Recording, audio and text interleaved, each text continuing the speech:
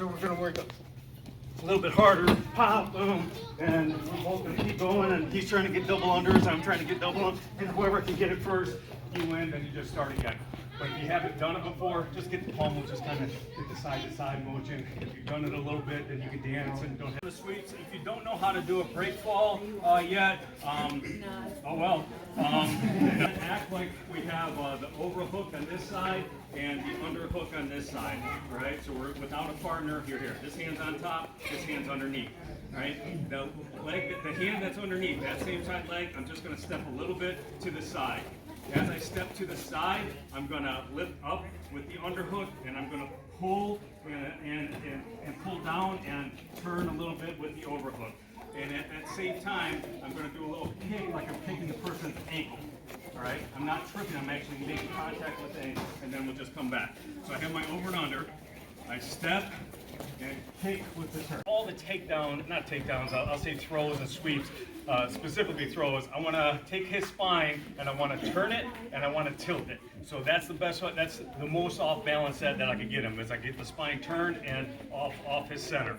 So when I do that, my underhook is lifting him up a little bit, right? And my overhook, I'm grabbing and I'm pulling and pulling down and turning a little bit. So I'm getting those two concepts, the turning the spine and getting it off balance. So underhook hand, I step, and now I'm going to start the turn, and my foot comes up, and I just hit his ankle here. And that's the takedown. So we'll go all the way through with the takedown here, and I step, and I take the leg out, and we could follow it up later. Right now, we're just going to do the sweep. So one more time, the overhook, I'm clamping down, right, and pulling, and I'm pulling down and turning. The other side, I'm lifting up and kind of punching to get that turn a little bit more. So I do that with the step. And you can do it just standing here and try to get it, but I want to get out of his way. So I'm here, I kick, and boom, I can follow up afterwards. Questions at all? All right, so he's going to try to keep that in nice and tight, make him comfortable. He's going to try to bend my head so he can start throwing knees all different directions, and then he also, controlling the head, he can control my balance and do different things with that as well. So that's a bad position to be in. So if he does the clinch here, and I go to do something and he lets go, well then I'm out of the clinch, so I don't have to worry. I won't get that throw probably, but that's fine because I'm not in the clinch anymore. So hold the leg to try to get that extension or that split kind of motion. But the goal is to get that kick, the second one, to get them off balance going here. So we're going to do it on both sides, going forward and going back. So the first one's going to be going forward, and my lead hand is going to kind of try to push them this direction. So I'm going to go one, boom, and then I switch again, and I'm coming to the ankle or the calf, and I'm going to try to almost smack him or hit him this way where I'm coming, boom, and hopefully I'm getting the takedown there, or at least off balancing. So the more that you can get the person off balance, especially like a kickboxing in that one, it's a dominant type thing, and then every time you do get the takedown and the person has to stand back up, they use a little bit more energy than you do just standing there. So you're trying to test their cardio, you're trying to get points for the takedown, you're trying to show dominance, you're trying to get in their head, because I'm kind of the alpha male if I keep taking you down. So at some point in time, that's gonna, wear on you. So 2 kicks again, and then the hands coming and gonna knock them forward. So I'm going one, and then boom here, and I'm just trying to get them off balance, and hopefully we get the takedown. If not, when we do it from behind, that's a higher percentage for the takedown than going forward, but we're going to do it both ways so we get the feel. Questions? Ready? Nah. So that's where the takedown is. And then you go forward because you're pulling in that direction. So I'm coming here, he checks, and then before he puts that foot down, I'm trying to knock it out. It doesn't always happen, but hopefully, 1, you get a kick, so you're doing some damage. 2, you actually get the takedown. Or 3, you might get the splitting them out a little bit, at least get them off balance. Because if I get that part here where I split them out a little bit, I could still follow up with something else right off, or MMA, single or whatever. All right, so this time, play the game a little bit, check, and then try to get that second kick. We're going through, and every time I throw the kick, I see that he checks, and I'll think it, and then it sets out, I'll do the kick. All right, and that works really good off the backside, but it doesn't work from the this one is timing and in the fake if you can get it. Like if we're moving here and I just fake it, then I go. If he buys the fake, then it's likely I can get the move. And that's just one of the setups. You can do it, actually throw the kick, and then just do like we initially started. But I want to get the idea that before he puts his foot down is when I take the leg out. So that's that whole concept of everything that we did from here. Before he puts the foot down, I stop it. From the clinch, before he puts the foot down, I stop it. If I have the body lock, before he puts the foot down, or behind him, before he moves his foot, all of that is the same concept.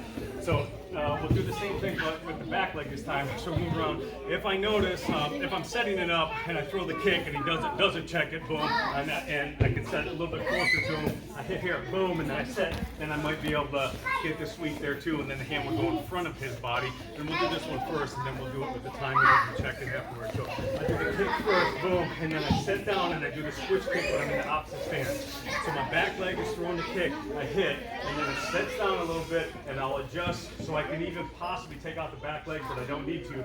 My lead hand, my left hand was the lead, but now it's going to be the right because I threw the kick. I switch from here. I'm going to come across and check the chest for in class, but I might actually go across the throat or up higher too. But for in class, just come across the chest. I'm just hitting them that way, and then my leg comes behind them. So I'm doing the kick. One, I switch, boom, here, and then I'm getting that motion, pushing them back upper body, and then I'm taking his leg out on the other side. For you guys that have more experience, then I want to go deeper with it, where I throw the kick and I'm taking out both legs. That would be great if you can get that timing and that distance. It'll work with one leg. If you can take out both, it's easier, but timing is sometimes a little bit harder to get that, but they both work great. Questions at all? Nope, so we're going to throw the kick, switch, hand, and kick again. Ready? Back to the same thing here, and I'm going to hang on and lift. I want to get that turn and that tilt, so he's going to move that leg. And then as he does that, I'm going to hang on, and I want his arm under my armpit here. So now when I get the throw, come here, I'm going to follow him down with the throw.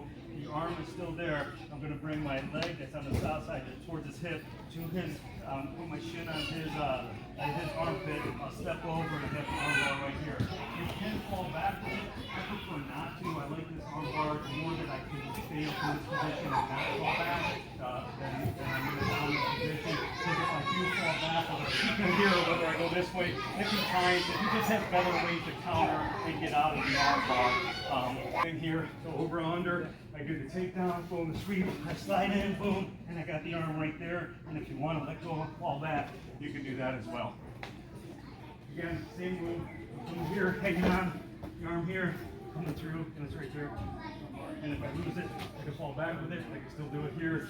Pop, boom, do my favorite head on. He comes and does the clinch, and I'm doing that same move where I get it, and his arm's not underneath my arm anymore, but I still have the arm, right? And if he falls on his back, I would probably just go to mount if I wasn't going to do the arm bar. If my intent is to do the arm bar and he ends up in his back, I'm just going to manhandle and lift him up to it on his side.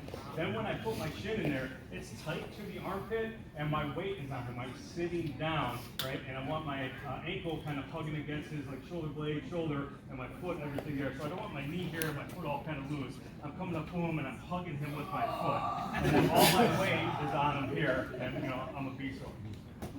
Sounds like right, so from here is where I want the arm bar, or if I was doing it when we were just practicing, I end up here. This is where I want to stay. If I end up losing balance a little bit, I still have it here. And even if I belly down, I'm going to belly down, face the feet. I'll come in here, and I still got the arm bar. I would prefer to.